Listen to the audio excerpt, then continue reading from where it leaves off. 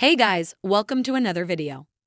In the previous video, we designed our new mobile app UI by cloning the design of the Nika mobile app using Figma.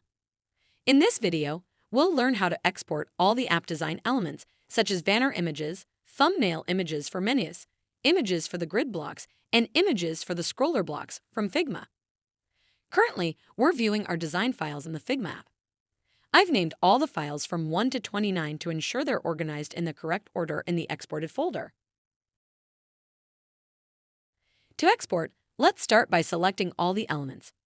Once they're selected, click on the Export button in the Export panel. Since my design elements are smaller in size, I'll export them using the 1.5x size option. Click on Export.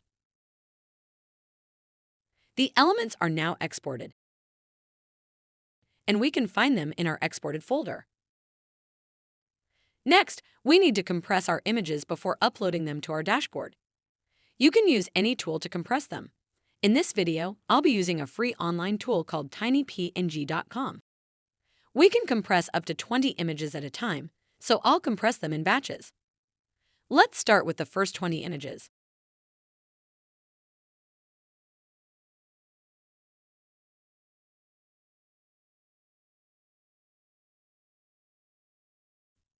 Download them once the compression is complete.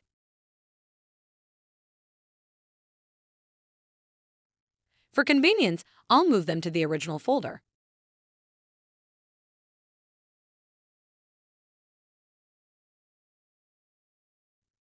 Now, select the remaining files and compress them.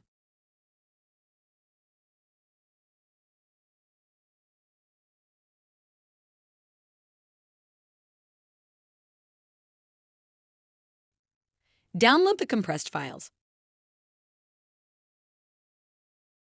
Move these files as well.